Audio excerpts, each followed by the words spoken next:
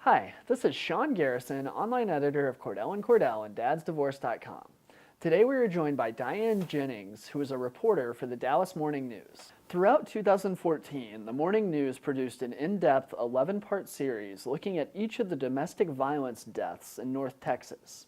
For part 10 of the series, Ms. Jennings covered how male domestic violence victims are often overlooked and lack the necessary resources to seek the help and support they need. We will talk with her about what she discovered while working on the series and why male domestic violence victims often face unique hurdles when seeking help. Thank you for joining us today, Diane. Hey, Sean, how are you doing? Can you start by giving us a breakdown of the numbers you looked at while researching information regarding male domestic violence victims? About how many males are finding themselves victims each year? Yeah, there are several reports out there. This is something that's beginning to be studied more often, and part of the problem with all domestic violence statistics is how you define what is violence and how you define who is, what the relationship is and so on and so forth. But I think probably one of the best numbers is that 1 in 7 men has experienced some severe physical violence by an intimate partner is the way they phrase it, and that includes being hit with a fist or something hard, beaten or slammed against something at some point in their lifetime. So it's the number that I think is probably fairly highly regarded is 1 in 7. Right, and you wrote about how it's often difficult for men to find help because there just aren't as many resources out there for them. What are some of the factors that play into this and make it difficult for them to find the adequate support that they need?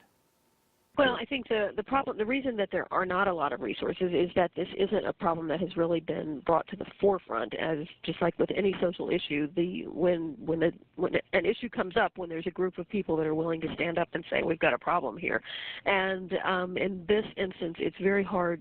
It's hard for any domestic violence victim to come forward. It's very hard for male domestic violence victims to come forward, and there are lots of reasons for that. It's something that society doesn't really recognize that men can be victims because it goes against what we think of victims, and also because even a lot of men don't recognize themselves as victims, and so I think there's a real education process that's going to have to go on before men are willing to come forward. It's hard for a man to step forward and say, hey, I'm a victim of domestic violence, because that goes against what we think the concept of a man is not as a victim. And so I think there's a real education process that's going to have to go on before this gets a lot of attention. Sure, and you touched on it there, but there's also a cultural element and some stereotypes that come into play with this issue. In your story, you mentioned some law enforcement officials who even found it difficult to believe that men could be victims of domestic violence. Can you elaborate on what you discovered about these stereotypes and what role they play in this issue? Yeah, I think there is a problem of recognizing men as victims because, in the first place, one thing is a lot of men don't recognize themselves as victims, and so that's one thing. But then, as far as people in the system, one of the biggest problems that we have is that because most men are bigger than most women, even if a woman does start it, it's generally the woman who's going to suffer the effects more. That's one of the problems with those statistics is men may be subject to domestic violence, but they're not injured as often because they're generally larger than the woman. So we still, we'll see a picture in the movie or on television of a woman slapping a man, and it's just kind of, laughed at. People are kind of like, well, there she goes again, or whatever. And so I think that for police officers, it's really difficult when they answer a domestic violence call, because if there are two people, and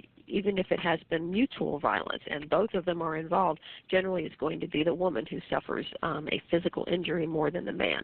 And so for police officers, it's a hard call, because yes, there may be mutual violence going on, but there is going to be one who may be injured more than the other, and so that's kind of one of the biggest problems. And so I think that I talked to several men who said, well, she started it. Doesn't really matter who started it. It's a little like your mother tells you. It doesn't matter who starts it. It matters who ends up getting hurt. And so I think that that's one of the biggest problems. Absolutely. And is there anything else you found noteworthy or interesting while working on this story? Yeah, there are a couple of women who are studying this and who are really interested in bringing this to the forefront, and I think that that's terrific news.